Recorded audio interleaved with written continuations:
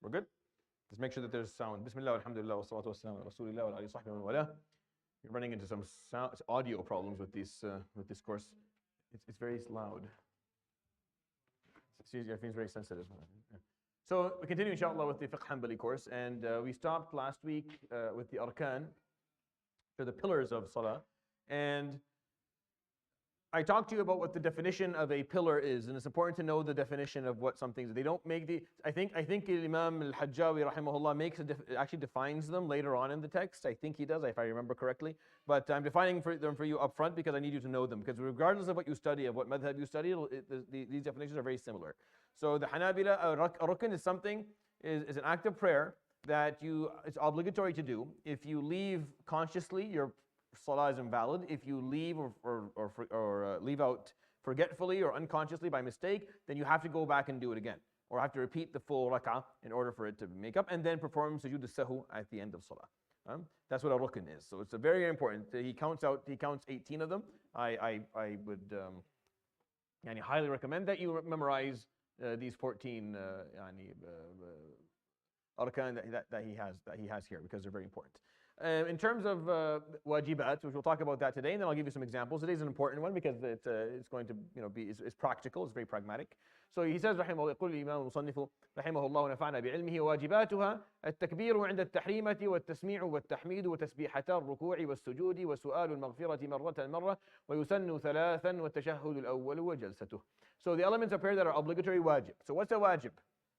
In contrast to a pillar, if you memorize the definition of the pillar, a wajib is an obligatory act of prayer that if you leave consciously or on purpose, then your salah is invalid. It's invalid. But if you forget or you leave unconsciously or by mistake, then you don't go back and do. You just owe sujood al-sahw at the end. So you don't have to go back and do it again. Actually, if you go back and do it again, your salah will become invalid. So you can't go back to it. You can't go back to it. If you've moved on, you've moved on. You owe sujood al-sahw at the end, and you keep on going. So you don't go back to it again. You don't say, oh, I forgot this, I go back. You can't go back. If you go back, you lose your rak'ah. You lose your whole prayer. Rukn, no, you have to make up for it. And I'm going to give you scenarios so you understand what I mean, like in terms of different examples, but just know that to be the definition.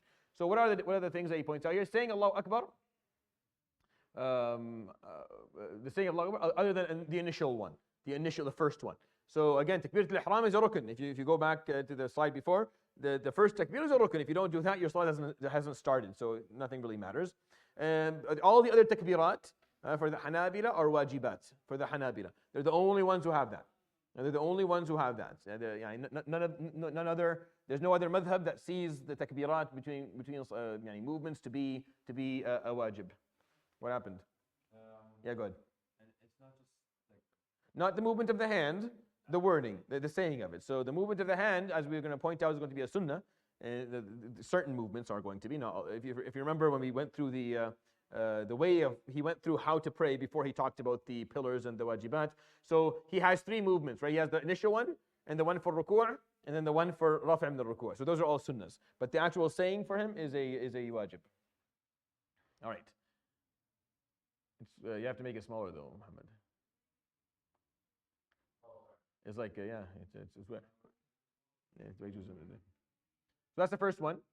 The second one, saying Sami Allahu liman hamida and Rabbana wa lakal hamd, for the Hanabila is a wajib. So anything that is said during the movements for the Hanabila is considered a wajib. They're the only madhab that has that. All other madhab don't stipulate that the saying Allahu Akbar is a wajib in salah, but the Hanabila do. So they make it a little bit more. So if you forget to do it completely, you just move. So if you're done, your qira'at as-surah, you're done, and you go down, and you don't say Allahu Akbar at all, forgetfully, and you notice that you didn't say it at all, then for the Hanabila you owe sujood sahw at the end, right? So so if it's not enough just to move, but the only madhab who has that, but that is important to understand when you're studying their madhab that is their opinion. So Allahu Akbar going down or Sami Allahu liman hamida coming up, anything that comes with the movement in terms of the word, not the movement of the hand, is considered a wajib. Then saying so Sami Allahu liman hamida and Rabbana wa lakal hamd, because that's for you as the ma'mum, right? So Sami Allahu liman hamida is enough if you're praying alone. If you don't say Rabbana wa lakal hamd, you don't it's fine. But if you're ma'mum, because you don't say Sami Allahu liman hamida, you usually say Rabbana wa lakal hamd, then that is considered a wajib for you, in your salah. Saying Subhanallah during bowing and prostration, and saying Rabbi ghfirli one time each. So when I go down, To say Subhan Rabbi al-Azim once, that's a wajib for the Hanabila. All right? For the rest, it's not like the Hanabila it is. So if you say nothing at all, forgetfully, then you also use sahu. And if you don't say anything consciously, like you on purpose don't say anything. Now, within the madhab, they argue, what if you say something that's not Subhan Rabbi al-Azim, but is similar to it? There's a lot of difference of opinion on that piece. I'm not interested in getting into it, honestly, for this, for the purpose of this, primary course. But for them, if you say nothing at all, consciously, that is an invalidator of your prayer. Remember, it all comes down to the definition of what a wajib is. A wajib is something, if you decide not to do consciously, you lose your salah. But if you forget, you only owe sujood sahu. Now, and then, so Subhan Rabbi al-Azim at least once. That's the wajib. More is sunnah. When you go down for sujood, saying Subhan Rabbi al-A'la once. Anything more is sunnah. When you sit, saying Rabbi ghfirli once. Anything more is sunnah. But they're all considered, saying them once is considered a wajib. And this is specific to the Hanabila. So you can see the Hanabila have a little bit more wajibat than the rest of the madahib will have, right? In terms of how they categorize things. So for them, saying the Allahu Akbar and Sami Allahu liman hamida during the movements for them is a wajib. And saying the tasbihat at least once in salah is considered to them a wajib. If you were, in contrast, if you were to study, if you remember the Shafi'i madhab that we studied a year and a half ago, Al-Ghaya wa-Taqrib, what were the wajibat or for the Shafi'iyya? They call them sunan, but they translate into wajibat. What are they for the Shafi'iyya? Two things. Al-Qunut fil Fajr and the first tashahhud. That's it. So the Shafi'i only have two. It's just qunut, and for them, qunut al-fajr is very specific to the Shafi'is. No one else does that but them, and we talked about that when we taught it. But it's the first tashahhud. They don't see any of these things to be wajibat, and neither do the Hanafis nor do the Malikis. So it's very specific to the Hanbalis in terms of saying Allahu Akbar when you're moving and Sami Allahu liman hamida when you're moving, and at least saying one tasbihah during salah. I tend to agree with them. I think that this is a part, because it does describe the prayer. For you to be moving and saying absolutely nothing at all, I find that to be consciously, like I don't know what your salah is actually made of then. Like if you're not saying anything at all, it defeats the purpose of these movements. The movements are actually designed to allow you to say something meaningfully. Right? It's a physical transition that aids a spiritual or mental transition. Like you're transitioning, it's a posture that is there for your words to be more genuine. It's like if I'm saying, please give me some. I'm not really groveling. I'm kind of threatening you there, right? If I want my please to be, then I'm sitting there and there's a posture that comes with the way you speak that explains what you mean by what you're saying. Right? So when you're saying Subhana Rabbi al-Azim, you're bowing because that is the proper movement. That's the posture that is fit for the words for the exaltation of Allah subhanahu wa ta'ala. Sami Allahu liman hamida, Rabbana. You're showing gratitude. Standing up when you show gratitude is the proper posture. Like if you're showing gratitude to the one who provides for you, and you are on the floor, you look horrible, then it doesn't really reflect well on the person on the one who's providing for you. Like if you come in and you're standing there with no shirt and you look homeless and you're saying, Bar, Jazakallah khair, you're my provider, ya Sheikh, thank you so much. It doesn't, like you're very kind, but I look very bad right now because if I'm providing for you and you look like that means I'm not doing a very good job. So Sami Allahu liman hamida, you do it standing up, you're on two. Like your head is held high. Head's not. Understand what I'm trying to say? And I talked about this in Tahajjud every year in Ramadan anyways. I do this like a broken record. I've been doing this for 20 years straight in Ramadan. Every tahajjud, every last 10 minutes, I explain these pieces because they're very important to understand why. But I think if you don't say anything at all, it defeats the purpose. Why are you moving?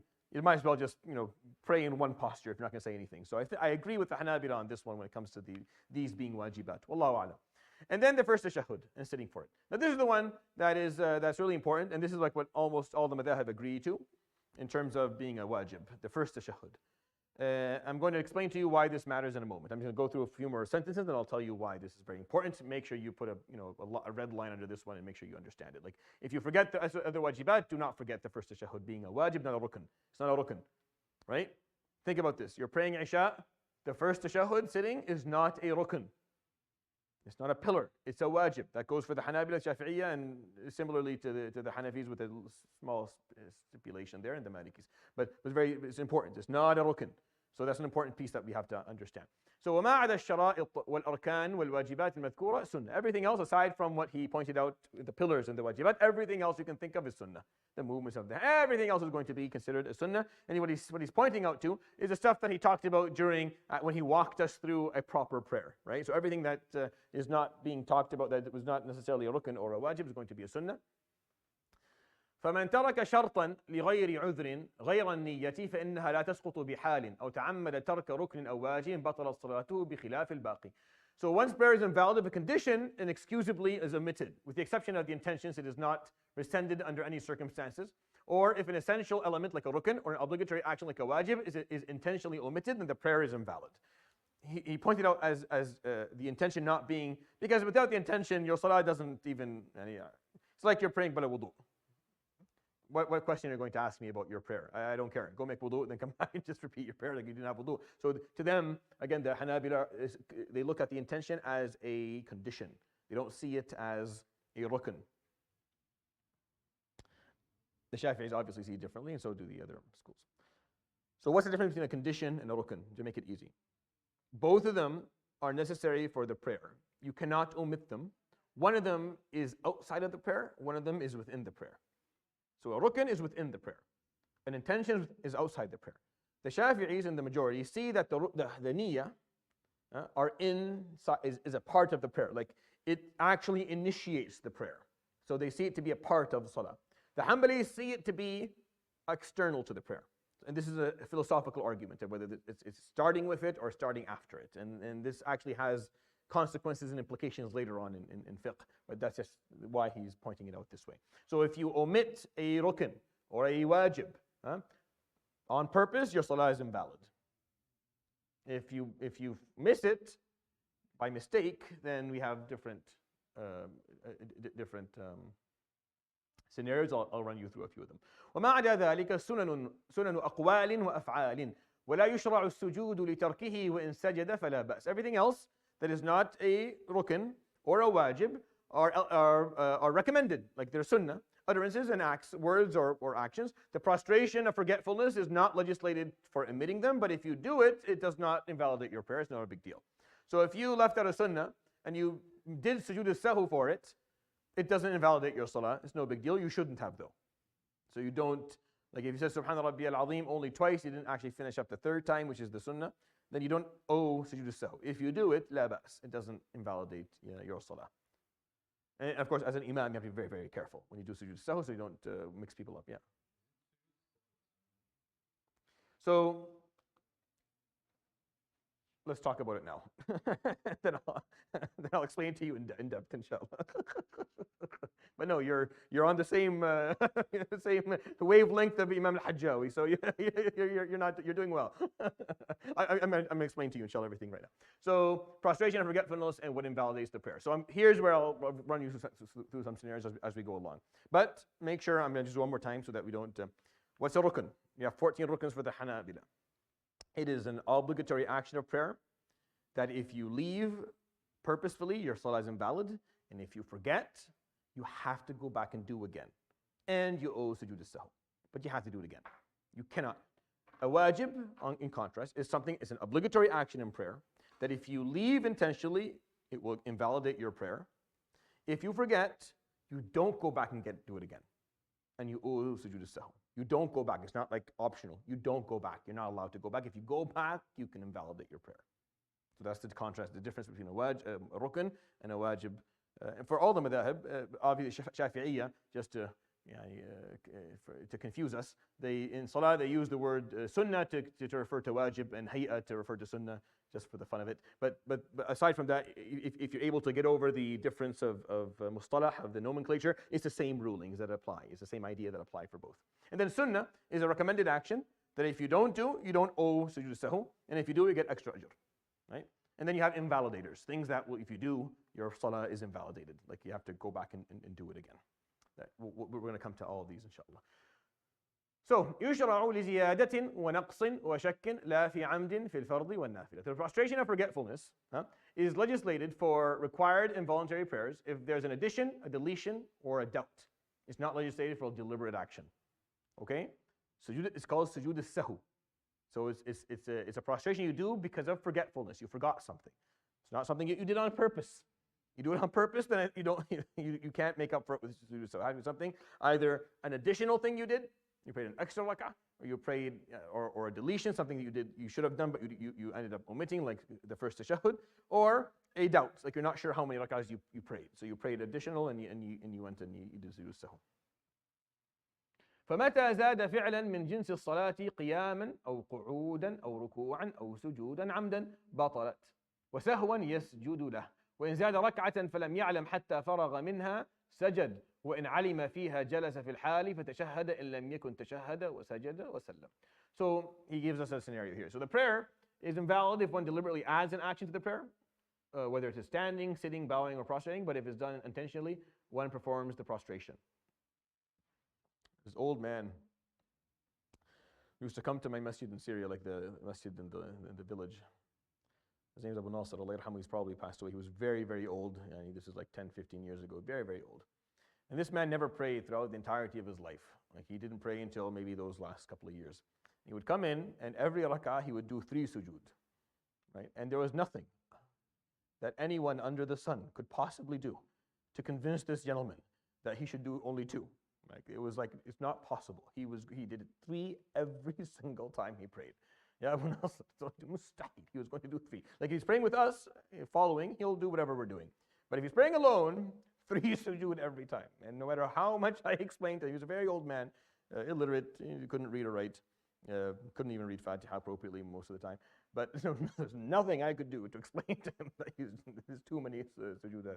And you'll be surprised, like when you, depending on where you live in life, you'll run into people who don't necessarily have the literacy, skills to understand some of these basic stuff in terms of salah. May Allah subhanahu wa ta'ala accept for them, inshallah, and forgive them, and inshallah they're accepted anyways because of their intention. But you, when Allah subhanahu wa ta'ala grants you the gift of knowledge and the gift of literacy and the ability to understand and actually study and comprehend, then you have to do it. Like you can't omit things, right? Because the Prophet ﷺ, you'll find evidence of him, letting people do some stuff that are, like I could never understand it. There's a bunch of a hadith where he wouldn't pick on things. Like someone would do something and like that, why is he letting that go? Like he'd let something go, like I don't understand why he's like that. That shouldn't be something he lets go. And then I ran a masjid. I'm like, okay, now I understand why he let things go, because you run into people. It's a very colorful world, and you run into people who just don't necessarily have the ability to understand what they're doing. And there's no point of even trying to coach them. Just let them be. They're here at least. They're trying. It's khair and barakah. But he was very, for example, he was very strict with his students. Like with Mu'adh, for example, and Zayd and bin Thabit, and like he was very strict with Abdullah bin Mas'ud, for example. He made sure they knew what they were doing, like very, very, very accurately. Like he would hold them accountable for length in rak'ahs. Like if he was reading too much, he would hold them accountable. Like he was very strict. And other people was much less strict, much over. And you learn that as you go along. That people who have the capacity are held accountable. You have to learn. Allah subhanahu wa ta'ala gave you the ability to learn, gave you the opportunity. Take that opportunity, learn, expand your horizons and then expand your knowledge and make sure that you practice appropriately. And then there'll be other people as you go along with life who may not have that bandwidth. And you have to we have to kind of lay back, just let them. And then if we're able to teach them something, then great. If not, then kind of let them. There used to be an old guy, he would be standing. He would stand always at the end of the line, right? He would have to stand at the end of the line, and he always stood like this. Like this is the qibla this way. He stood like this, like Hajj, like the qibla is that way. No, he stood at the end, and he always stood like towards the imam. There was nothing we could do to change his posture. And I tried like 100 times. He stands at the end of the line. Even if someone comes in, he'll step away and let the person. So he stays at the end, and he stays towards the standing a little bit. Yeah, and even elderly people, sometimes you have to let certain things go. All right. So he gives an example. If a prayer cycle is added to the prayer and one is not aware of the addition until finishing the prayer, a prostration is made for it.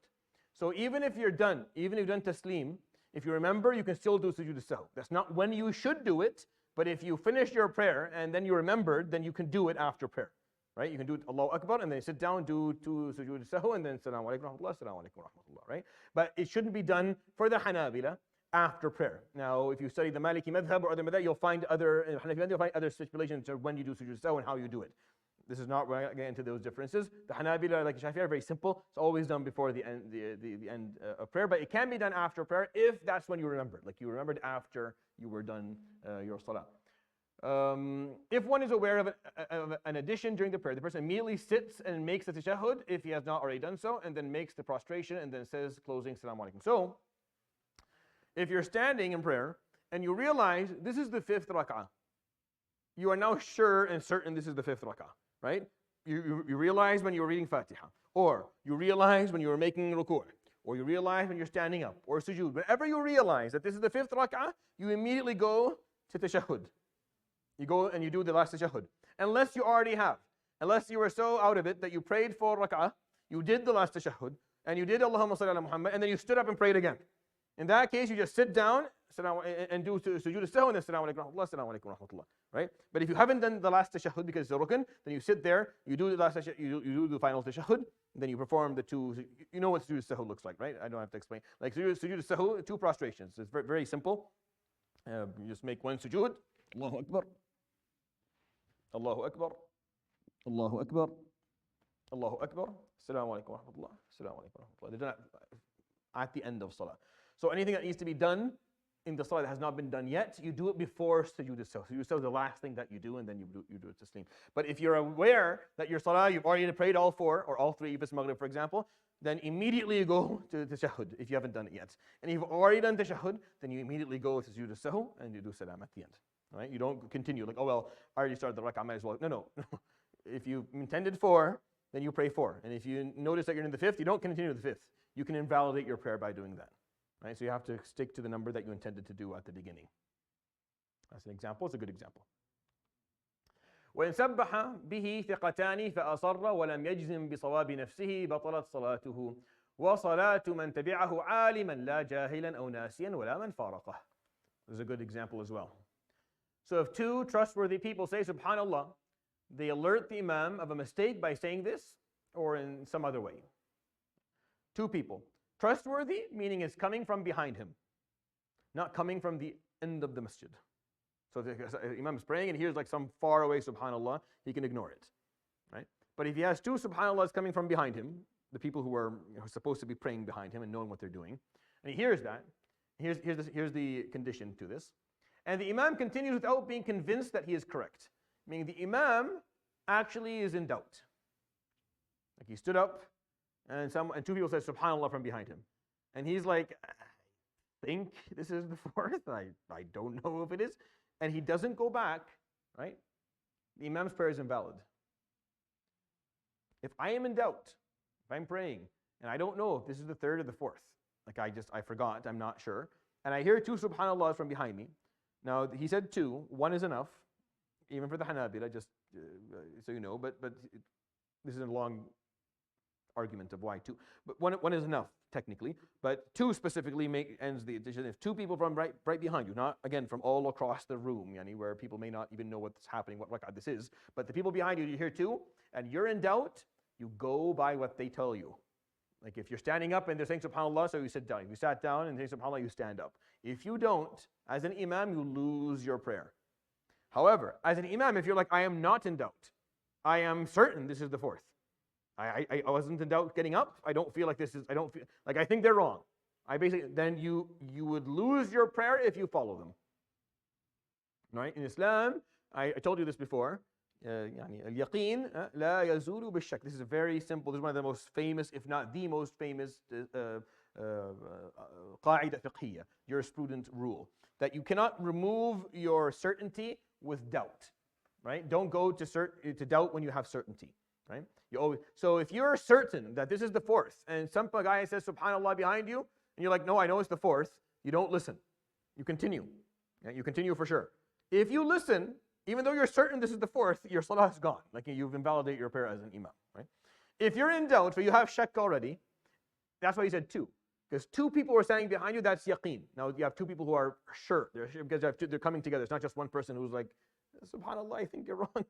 No, it's 2 people saying Subhanallah, so you know that there's 2 people behind you that are certain that you're wrong. You're in doubt, you leave your doubt and you go to their certainty. And if you don't, then your salah is invalidated. Okay? And there'll be some more examples, don't worry. So if you have ideas, I'll give you some more. Yeah. Yeah.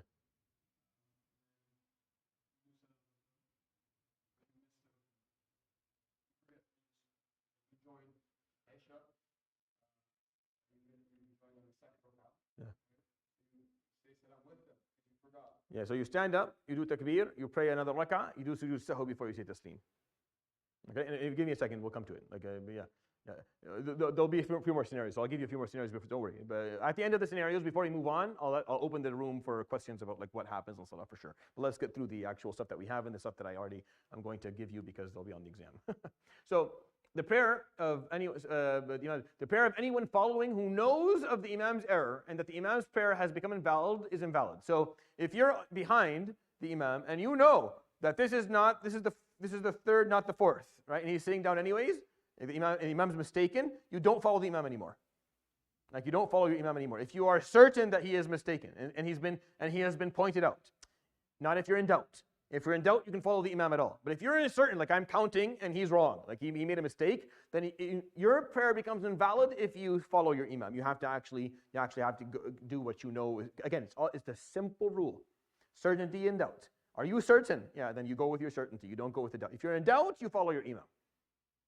Anytime you're in doubt, if you're standing and you've never counted rak'at in your life, and you don't have to, unless you're the person standing right behind the Imam, you don't have to. Do whatever the Imam is doing, and you're not accountable. It's not. But if you know, if you're keeping track, and you know, then you can't follow the Imam when he's wrong. But not the prayer of someone who's ignorant, forgetful, who has separated himself from the Imam's prayer. So again, if someone, so what you do is you tanwin mufaraqa, right? You have to make the intention of separation. So I'm coming out from salah, from the last sujood in salah. He says Allahu Akbar. I sit. I find the Imam standing up. He is now getting up for the fifth rak'ah in Isha. I know for sure. I'm keeping count. That's what I do. I know this is the fourth. I say Subhanallah. He doesn't sit down. I make the intention of mufaraqa. I make the intention of leaving him. I'm not following him anymore. And then I continue my prayer on my own. I don't owe a sujood sahw or anything. Now he heard my Subhanallah. Either he is certain this is his fourth, and two people can be certain of two different things. It happens in life a lot. If you've been married, you know that this happens all the time. Two people are certain of the exact opposite things. It can happen. So the Imam is certain. He goes with his certainty, right? He doesn't. The people following, if they are certain this is his fifth, they stay. They make mufaraqa. They make the intention of mufaraqa, and they end their prayer. If they're like, I don't know, I'm not keeping track, they go with their Imam. They're not accountable, right? Does that make sense? If the Imam is not sure, he hears Subhanallah, and he's in doubt. If he stays standing, his prayer is invalid. His prayer becomes invalid.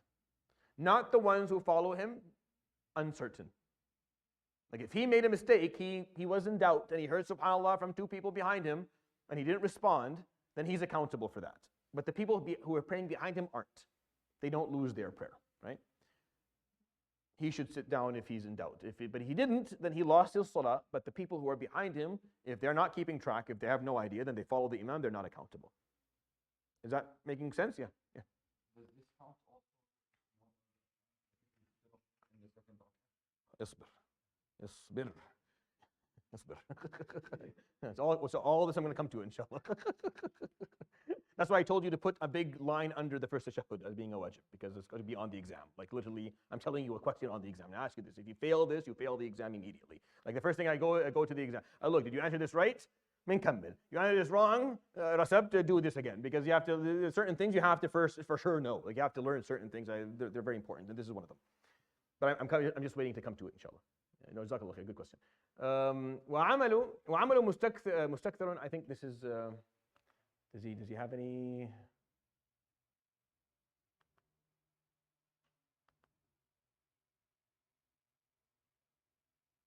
Yes, he does this. Yeah, this is why this matan is fun to read, because he gives a lot of scenarios. So he's going to cover all these things for us.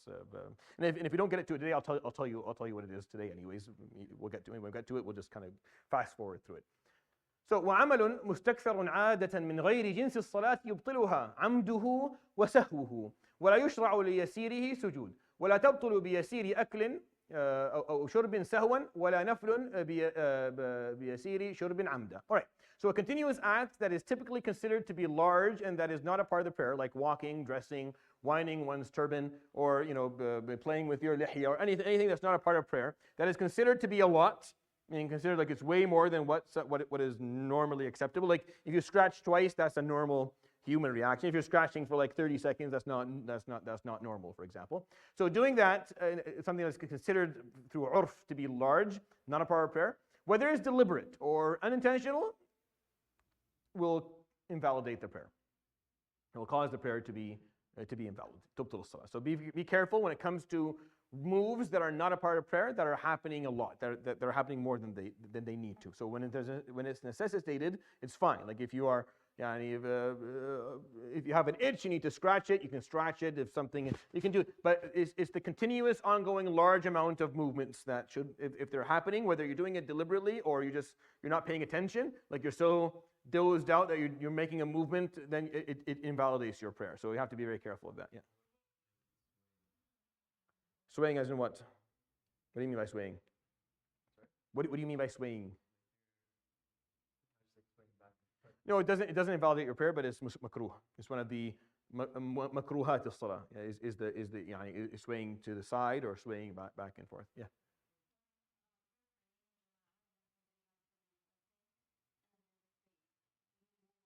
Yeah. Yeah. It's like a ruffle.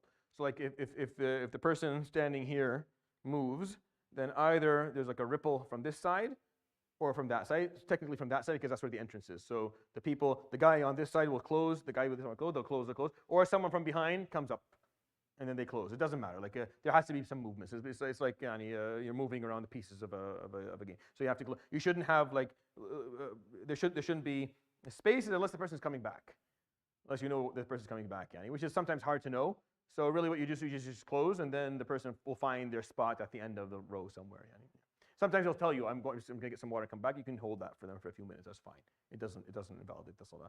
It's okay because sometimes people need to be behind, like especially when where we're leading and we have like one of the shuyukh, we have to hold his spot because his presence there is important for whatever reason. Like either he's carrying the mushaf, he's going to be praying next. We need that to keep that spot. That's fine. Otherwise, and sometimes when it's ladies, if there's children and some ladies, mashallah, they bring their living room with them to the masjid, so they're surrounded by I don't know what they're doing, but you have to hold their spot because mashallah, she's brought a bunch of people with her and things, and Allahu alam, and no, sometimes in Ramadan I have to every once in a while like say, what are we doing over here? Like just come with your leave your phone at home. You come just with your clothing. Salli wimshi. Yes. Did someone say something? Okay. All right. It is not legislated for doing a slight amount of an act that is not part of the prayer. So you don't need sujood sahu for like a scratch of an itch or an adjustment of a collar or something simple. You don't need to do sujood sahu for that. I know you guys know that anyways, but that's what he's saying. And a slight amount of eating or drinking unintentionally or out of ignorance does not invalidate the prayer. This is a very important point that the Hanabila make that go against the majority of the schools of jurisprudence for sure. Neither does deliberately drinking a small amount during a voluntary prayer. So what is this pointing out? So how do you eat or drink sahwan during salah? It's if something is stuck in that kind of goes in. That's what he's pointing out. So and the Hanabila are very loose on this. So they're my go-to they're my go-to madhab when it comes to the fatwa for people, because someone who's praying after like a big meal and by mistake something goes down because he didn't notice that there was something in his mouth, or he didn't mean to actually swallow it. Does that invalidate his prayer? For the Hanabila, it doesn't. Sahwan, when it's by mistake or when we didn't pay attention, or if you're doing it purposefully, like he's going around with his tongue looking for food in his mouth and he's swallowing it, then that invalidates your prayer. But if it happens by mistake, it doesn't. In a nafila, meaning in salat tatawwu', drinking a small amount of water does not invalidate your prayer. So whether it's through the rain or if someone gives you a sip of water during salah, then that doesn't. And this used to happen in the haram like a long time ago, when the imam is praying tarawih for and reading, and you can see his voices. So there's always someone there. If they give him a sip of water, they can do that for tarawih for the Hanabila. But this is only for the Hanbali madhab, by the way. That's why I like them in salah. I follow them in salah. They have much more flexibility in salah than any other madhab does. So this is something for you to kind of carry. No. Yeah, no, not in fard. No, not in fard. Yeah. Any conscious consumption of food or water in fard will invalidate your prayer. only by mistake. If it's a small amount, it won't for the Hanabila. Others, they don't care if it's mistake or not mistake, small or big, doesn't make a difference. It invalidates almost immediately. But consciously, you can take a small amount of water during a nafila, right? When needed. All right. وإن أتى بقول مشروع في غير موضعه كقراءة في سجود وقعود وتشهد في قيام وقراءة سورة في الأخيرتين لم تبطل ولم يجد له سجود بل يشرع. So if one utters a legislated saying where it does not belong, like reciting Quran when you're doing sujood, for example, or when you're sitting, or saying tashahhud when you're standing, or reciting a surah in the last two prayer cycles, like after Fatiha, like in the last two rak'ahs of Isha, after Fatiha, you don't have to recite a surah. But someone, for example, who recited a surah. So you're saying something that's said in prayer. This is just not the space for it. Like you shouldn't be reciting Quran when you're making sujood or standing up. Tahiyyatu lillahi wa salawatu wa. Usually someone's like half asleep or not paying attention when they do that. Yeah, but doing that does not invalidate your prayer, and you don't need a sujood sahu for it. So you don't need anything for that. Like if that happens, you don't need to do anything for that at all. But you just have to make sure that you actually said what was needed to be said during those movements. وإن سلم قبل إتمامها عبدا بطلت وإن كان سهوا ثم ذكر قريبا أتمها وسجد. If one deliberately says Assalamu alaikum to answer your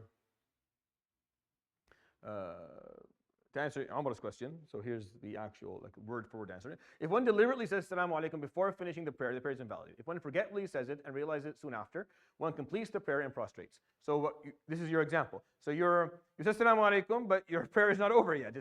Your Imam's prayer is over, but yours isn't. By mistake. Obviously, if you do it intentionally, your salah is invalid. But you remembered right away, you stand up, Allahu Akbar, you pray the rak'ah that's missing, and then you do sujood sahu before taslim. Right? Then repeat the salah. Yeah. There are some madhab that allow you to carry it. I think the Hanafis allow you to carry it. I don't know. I have to go ask the Sheikh. I have to go look into Maraq al-Falah to see. Actually, no, it doesn't have that. Kanz al-Daqaq has that. I'll go see if I think they may allow for a longer period of time, but I'm not. Don't quote me on this. I have to go back and look. But most madhab don't. Like if there's any time at all, like even if you just sallim, then you do tasbihat, stand up, give salams, and then remember, khalas, you have to repeat again. It's like it's momentary. Like you say assalamu alaikum, oh my God, then you do it. Otherwise, you repeat your full salah. فإن طال الفصل أو تكلم لغير مصلحتها بطلت ككلامه في صلبها ولمصلحتها إن كان يسيرا لم تبطل. So this is to continue on on your example. If the interval is long, or if one speaks about something not related to the prayer is invalid, right? Just like speaking during prayer. But if the speech is related to the prayer and slight, the prayer is not invalid. So if you just sat there and said astaghfirullah, astaghfirullah, and then remembered, you're fine. But if you Abu Ali, kayf halak, khalas, you're done. you just repeat your salah. Yeah. That's fine. If you're told, you can do it. Yeah, you can stand up and get the rak'ah. Yeah, you just have to. Yeah, if you have a discussion, just repeat the prayer. Yeah, because it's like you're speaking in prayer. It's like you're still in prayer technically, and you're talking outside of salah words. Then that can invalidate your prayer, especially if it's conscious. وقهقهة ككلام. Crackling is akin to speech. So if you laugh out loud, it's similar to speaking outside of prayer, so it invalidates your prayer. وإن نفخ أو انتحب من غير خشية الله تعالى أو تنحنح من غير حاجة فبان حرفان بطلت. The prayer is invalid if two phonemes, which is like two letters or two enunciated letters, come in a row, are articulated via exhaling or weeping without being from the fear of Allah subhanahu wa ta'ala, or result from needlessly clearing the throat, then your prayer is invalid. So if you're making noises unnecessarily, and you end up putting two letters together, and they're not a part of salah, then your salah is batil. So the Hanabila are strict on words that are being said. Like if what you say has to be a part of salah, either dua or dhikr or Quran, something. If it's nothing, your salah is over. If it was unnecessary, meaning you could easily have finished your salah without needing to do that, then your salah becomes invalid. So this is something subjective you have to be the judge of. Like everyone's different. Like you have old people who literally need to do that in order for them to breathe properly, which is fine. But if it's unnecessary, as you can see, he used the word needlessly. He uses the word the word weeping. Like if someone's crying and they're weeping, but it's not from this fear of Allah subhanahu wa ta'ala, it's from some other thing, which is very weird. Again, Fiqh is about scenarios and about rulings, not about like how would this happen or why. I don't know. Sometimes things can happen. Then you end up and you make two phonemes in a row to enunciate two letters that come together. Then your salah is batil. All right. So he's going to talk about omitting arkan, all right? So ومن ترك ركنا فذكره بعد شروعه في قراءة ركعة أخرى بطلت التي تركه منها وقبله يعود وجوبا فيأتي به وبما بعده وإن علم بعد السلام فكترك ركعة كاملة. So whoever misses an essential element. So this tells us what to do if you miss a rukn, one of the arkan in salah. So he's going to talk about missing a rukn, and then he's going to talk about missing a wajib, which Muhammad asked me about, which is he's going to talk about what to do when you miss each of these things, right? So he's going to start by talking about if you miss a rukn. So if you miss a rukn, an essential element, and remember it after beginning the recitation in another prayer cycle, the prayer cycle containing the omission is invalid. So I prayed the first rak'ah, and I missed Sami Allah liman hamida for whatever reason. Like I forgot about it. I did Subhana Rabbiyal Azim bihamdi, Allahu Akbar, I went for sujood. I didn't do this. I forgot about it. I remembered after I had already stood up and started the second rak'ah, like I was reading Fatiha. That rak'ah is gone. Like that rak'ah is invalid. I have to repeat that whole rak'ah. I can't go back to it. I have to just repeat the full rak'ah now because I missed a rukn within it. Is that clear? So if you started the second cycle, the second rak'ah, the rak'ah that had a rukn that you missed in it is now, that rak'ah is invalid. So you have to repeat that full rak'ah now because you missed a rukn within it. If one remembers the omission before beginning another prayer cycle recitation, it's obligatory for him to go back and perform what was missed and whatever follows. If one learns the omission after the closing, it is as if one has omitted a complete prayer cycle. This is actually quite simple and it's important. This is a very good paragraph to know. So I prayed, I did my Subhana Rabbiyal Azim bihamdi, I forgot Sami Allah liman hamida, I went right down to Subhana Rabbiyal A'la, and then when I'm there in Subhana, I remember, in sujood I remember that I forgot to do Sami Allah liman hamida. Because I'm in the same rak'ah, I stand up and I say Sami Allahu liman hamida, and I start from there. I go back, it's like I go back there and I continue the rak'ah from there, and then I owe to sujood as-sahw at the end. Right? So I go back to it because I'm still in the same rak'ah cycle, in the same rak'ah, I can go back to it. So anything that you miss in the rak'ah cycle, for example, I stood and I didn't read the Fatiha. Right? I did ruku', Sami Allah liman hamida, and then I remembered I didn't read Fatiha. I say Allahu Akbar, and I repeat from the beginning. Because that's what the Fatiha is. I go back to where Fatiha is, and I continue. I do ruku', and I continue from that point moving forward. So I have to go back to it. Anything that you miss, if you're still inside the rak'ah, go back to it, and then continue from that point, right? And then if you forget, if you're like at the end of salah, you just you remember, I missed a sujood, one of the sujoods, I missed them, right? So you consider as if you missed a full rak'ah, and then you do what you did, right? So for that question. So if you noticed after you do salam alaikum, if you've changed your prayer, that you had missed a rukn for one of the rak'ahs, you consider that rak'ah to be missed as if it wasn't prayed. You stand up, Allahu Akbar, and you get that rak'ah again, and you do sujood as-sahw, right? Most scholars of suluk and tazkiyah would tell people, if you've missed something that complicated, just repeat your prayer. most scholars would. But honestly, it's very important for you to learn these things because you don't have to.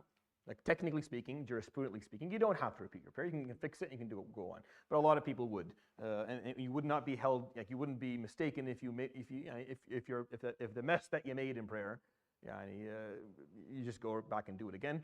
You wouldn't be faulted for doing that. And my teacher would say, if you make 2 sahus in a row, like if you have 2 mistakes, just repeat. Like if you've made 2 mistakes that require, even though 1 sahu is enough for as many mistakes as you make. But if you're that out of it, like if you're making, maybe take a moment for yourself, go wash your face, and come back and do this appropriately. Out of adab ma Allah subhanahu wa ta'ala, I think that's appropriate. وَالنَّسْيَ التَّشَهُدُ الْأَوَّلِ. Right? So if you were asked for $1 million, you would have been rich today. والنسي التشهد الأول ونهض لزمه الرجوع ما لم ينتصب قائما فإن استتم قائما كره رجوعه وإن لم ينتصب لزمه الرجوع وإن شرع في القراءة حرم الرجوع عليه السجود للكل. So this is what the Hanabila stipulate in their madhab in terms of what to do with the tashahhud al-awwal. It's different than the Shafi'is a little bit. The Shafi'is are a little bit more strict with this. What I tell you obligatory action is an action that you have to do in prayer. If you omit consciously on purpose, your salah is invalid. If you forget, then you cannot go back to it. You cannot go back to it, and you owe sujood as-sahw at the end. So I'm praying the second rak'ah of Maghrib, right? Inshallah, we don't have this problem today, but let's say we do. I'm praying, and I'm coming up for my first tashahhud, and I forget. I stand up. So here, here's what the Hanabila have. The Hanabila have that as long as I didn't stand up fully, right? As long as I didn't stand up fully, then I can go back. I have to go back. Like if I'm coming up from my sujood, I should come up for my first tashahhud. So I came up, and I'm like, oh, I go back. I have to go back. I am obligated to go back. If I don't go back, it can invalidate my prayer. So I have to go back, right? That's the first one. فَإِنِ اسْتَتَمَّ قَائِمًا, if I stood up fully, here's where the Hanabila have a stood. They say it's unrecommended for them to go back. It's unrecommended for me to go back. But I still can, as long as I didn't start with the first ayah of Surah Al-Fatiha. As long as I didn't say Bismillah. The moment I say Bismillah ar-Rahman, I just start. I say the ba. The moment the ba or the alhamdu starts out of my mouth, if I go back, my salah is invalid. Right? If I go back, my salah is out. Khalas, I've lost my salah. The people behind me can continue, but I've lost mine. Right? And I can continue leading them, but I have to repeat my salah later. Because I was now in a rukn. I'm standing in a rukn, which is the wuquf for the second rak'ah. That's a rukn. And I'm reciting the Fatiha, so I'm engaged in a rukn. I don't go from a rukn back to a wajib, because a wajib is a lower obligation. I don't go back to that again. Right? So read it again. If one forgets his first tashahhud, he must return to perform it as long as he has not fully stood up. Right? If one is still fully erect, it is offensive to return. You shouldn't go back. But if you go back, it's okay. And your salah is still valid, but you shouldn't go back. Right? If he has already begun the recitation of Fatiha, it is unlawful to return. You lose your salah by doing that. He must prostrate for all of these situations. Like you need to use sahu for all of them. Whether I came up and I was remembered halfway and then I sat down again, I owe sujood sahu. If I stood up before Fatiha and then I went back again, I owe sujood sahu. If I stood up and decided I'm not going to go back again, I owe sujood sahu. Right? Regardless, if I stood up and I remembered after Fatiha, so I can't go back again, I owe sujood sahu. So in all these situations, you owe sujood sahu. Does that answer your question? I'm going to ask you about them. I'll give you the scenario on the exam and ask you what the Hanabila say you should be doing. The Shafi'is are a little bit more strict. The Shafi'is say the moment you start going up, you're done. You don't go back. Like the moment you start standing up, I can't even halfway, you continue. Khalas. You don't go back. You've already made the intention. You've entered into the rukn. Like you've entered even in your intention, you're starting the rukn. So khalas, you don't go back to the Hanabila are a little bit more flexible. Like as long as you haven't stood up erect, as long as you haven't started Fatiha, they give a little bit more room. And I find it very, very helpful. It's a very helpful paragraph because this is probably the most common of the mistakes that can be made in the salah. And that can be a little bit dangerous. I remember the first time I made this mistake. I was 18. This was in the old masjid. Do you remember this? You don't remember this probably. I made this mistake, and I only made it once in the entirety of my 10 year of leading Taraweeh and Salawat. I made it once. And it was, I think, 2002. Actually, I was younger. Yeah, I was younger, probably 17. But I remember I stood up half. I didn't get to the, I wasn't fully erect, and I came back down, and I continued. And because the Syrians, or people that are Shafi'i, they are very upset that this invalidated the prayer. So I quoted Imam al-Hajjawi that this is what you do, right? And it caused like a big problem because you'll be surprised, like what you're being taught right now here in this masjid in terms of the versatility of the Islamic law and the madhahib and the different opinions. I can take you back to where and most people don't even know what the names of the four madhahib, nor do they understand why they exist, nor are they interested. Like this is how we do it. This is how we do it. So it caused a little bit of a fuss amongst people, but yani the sheikh of my teacher, one of the sheikh of the Di'a, he defended it, and so it was okay. Yeah. You said if you start the Fatiha, yeah, and then you go back down, it will invalidate your prayer, but does it invalidate? No, they continue. Yeah, they continue. Yeah. And if you continue to lead because you didn't understand what you're supposed to do, then that's fine for them. But you have to repeat it later. Right? You have to repeat it later. Does that make sense? This is a very important scenario. This is like the most important of all the scenarios you can run into in terms of salah, in my opinion, because it's the most controversial. ومن شك في عدد الركعات أخذ بالأقل وإن شك في ترك ركن فكتركه ولا يسجد لشكه في ترك واجب أو زيادة ولا سجود على مأموم إلا تبعا لإمامه. Again, these paragraphs that he has here, Allah yarhamu, rahmatullahi al-Hajjawi, or why I like al-Mustaqna, they're very good paragraphs. Like if you memorize them, you have answers for a lot of scenarios from the mu'tamad of a full madhab. That's very clear. So someone who is uncertain of the number of prayer cycles, for example, whether he has prayed 2 or 3, takes the lowest number always. So if you're standing there wondering 3 or 4, it's 3. 2 or 3, it's 2. It's always. You always go by the lowest number, always. So whatever you're uncertain of, just go by the lower number and continue after that, and then go ahead and do sujood al-sahw right at the end. Right before you do salam, do sujood al-sahw at the end. So even if you're just uncertain and you went with the lower number, you still owe sujood al-sahw at the end for doing that. If one is uncertain whether or not one has omitted an essential element, it's like they omitted it. If you are in doubt of missing a rukn, if you're in doubt of missing a rukn, if you're in doubt of missing Fatiha, for example, or if you're in doubt of missing one of the 2 sujoods, or if you're in doubt of missing a rukn, then you consider yourself missed it. And then you follow that law. So if you've missed a rukn and you finished the rak'ah that was missed in it, you consider that rak'ah to be invalid and you repeat that full rak'ah and you do sujood al-sahw at the end of it. All right? If you are uncertain, So if you're uncertain that you missed an obligatory act, a wajib, or whether you did something extra, then you don't owe a sujood al-sahw for that. So if you are uncertain if you did the first tashahhud, you're sitting at the 3rd rak'ah in Maghrib, and in your mind like, did I do the first tashahhud? Right? You don't owe anything. You continue normally. Right? You just continue salah as if nothing happened. If you're in your mind like, did I do an extra sujood in this rak'ah? Then you don't do anything. Like if you're uncertain about an addition, something you did more, or if you're uncertain about missing a wajib, then you don't do anything. If you know that you missed a wajib, that's different. If you know for sure you missed a wajib, then you owe sujood al-sahw for that 100%, if you missed it by mistake.